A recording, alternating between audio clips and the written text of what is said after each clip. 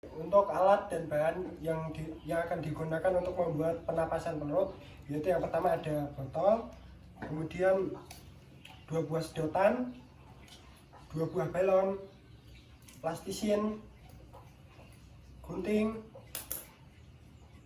solasi, dan plastik. Pembuatan alat peraga pernapasan perut, yang pertama kita potong botol menjadi 2 bagian. Yang kita gunakan adalah bagian atas ini. Kemudian setelah dipotong menjadi 2 bagian, maka akan menjadi bentuk seperti ini.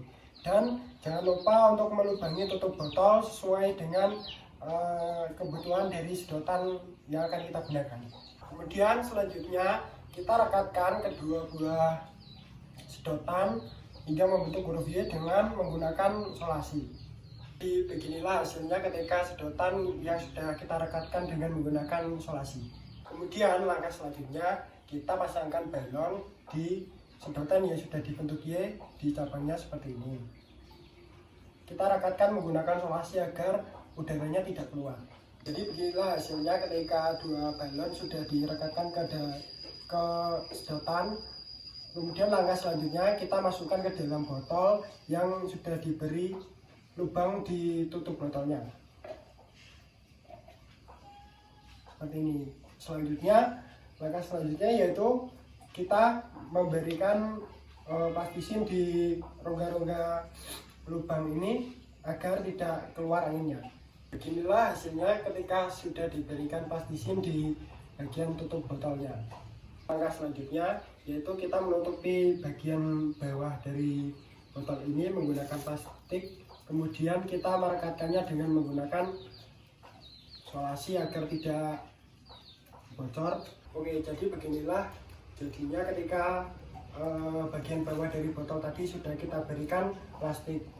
Oke, untuk selanjutnya yaitu cara kerja dari alat peraga sistem pernapasan perut ini. Yang pertama, kita tarik pada bagian plastik tadi seperti ini, maka yang akan terjadi balon sebagai paru-paru ini akan mengembang yang dinamakan inspirasi. Kemudian ketika kita melepaskan udara dari plastik ini, maka yang terjadi balon atau paru-paru ini akan mengembis.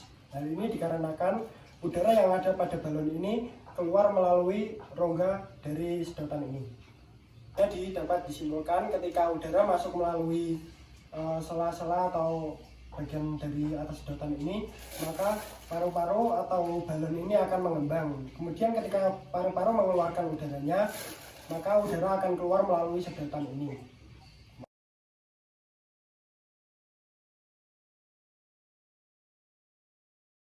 Alat dan bahan yang akan kita gunakan untuk membuat piring Newton, yaitu yang pertama ada kardus, kemudian ada kertas HVS, penggaris, pensil, busur, gunting, lem, jangka, tali, paku, dan yang terakhir itu ada krayon atau pewarna. Untuk langkah pembuatan piring Newton, yang pertama kita itu menggambar lingkaran pada kardus dengan menggunakan diameter 15 cm.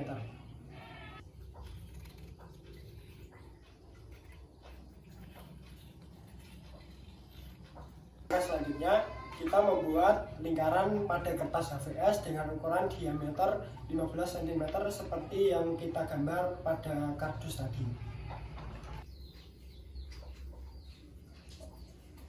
Selanjutnya setelah kita menggambar lingkaran pada kertas HVS dan kardus, selanjutnya kita akan memotong lingkaran tersebut. Jadi beginilah hasil lingkaran yang telah kita bagi menjadi 7 bagian untuk diwarnai dengan 7 pewarna pelangi. Kemudian untuk langkah selanjutnya yaitu kita akan mewarnai 7 bagian ini dengan warna pelangi, yaitu merah.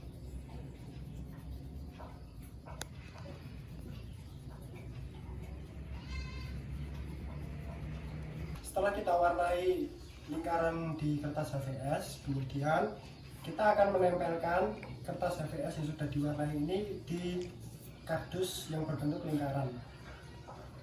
Jadi beginilah hasilnya ketika dua buah HVS yang telah kita warnai tadi digabungkan ke kardus yang sudah dibentuk lingkaran. Kemudian untuk langkah selanjutnya kita akan melubangi titik tengah dari lingkaran ini dengan menggunakan paku dengan 2 lubang. Kemudian setelah dilubangi kita akan memasukkan tali di lubang tersebut. Jadi untuk cara kerjanya yaitu kita putarkan piring Newton ini atau talinya ke belakang begini.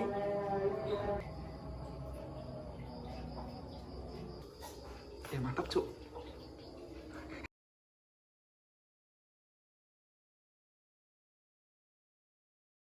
Jadi pada kali ini saya akan membuat alat peraga sederhana periskop.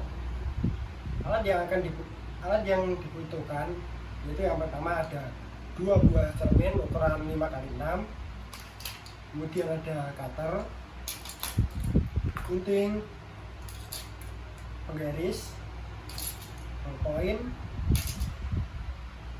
selotip, dan kardus.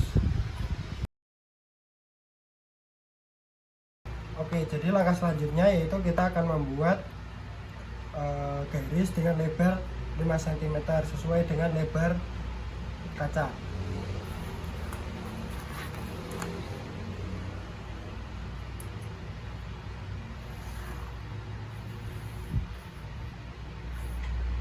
Oke, untuk langkah selanjutnya yaitu kita akan membuat jendela pada periskop yang digunakan untuk melihat objek nanti. Yaitu kita akan memasangkan jendelanya di bagian sini dengan menyisakan 1 cm dari jarak kardus, dan bagian sebelah sini dengan menyisakan 1 cm dari jarak kardus. Oke, untuk langkah selanjutnya setelah kita membuat ukuran jendela pada periskop dengan menggunakan kaca tadi, selanjutnya kita akan memotong bagian yang sudah kita ukur dengan menggunakan cutter. Oke, jadi beginilah hasilnya setelah kita potong jendelanya seperti ini. Kemudian langkah selanjutnya kita akan memotong garis yang telah kita bagi tadi dengan menggunakan cutter, akan tetapi tidak sampai putus supaya nanti kardus ini mudah ditekuk.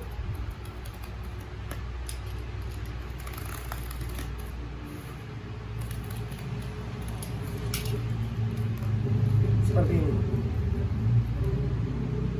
Oke, jadi beginilah hasilnya setelah kita tekuk pada bagian kardus tadi. Kemudian kita akan memasang kaca di bagian sini dengan kemiringan 45 derajat dan kita akan menghiasinya agar menarik. Oke, jadi beginilah hasilnya ketika alat peraga tadi sudah kita hiasi. Kemudian langkah selanjutnya kita akan memasangkan kaca di dalam kardus periskop dengan kemiringan 45 derajat.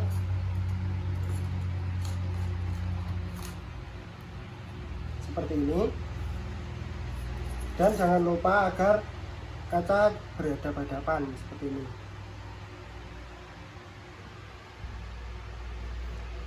Kemudian langkah selanjutnya setelah kita memasang kaca, kita akan menutup bagian yang belum dilem tadi, dan kita akan memberikan lem agar terekat dan menjadi periskop sederhana seperti ini.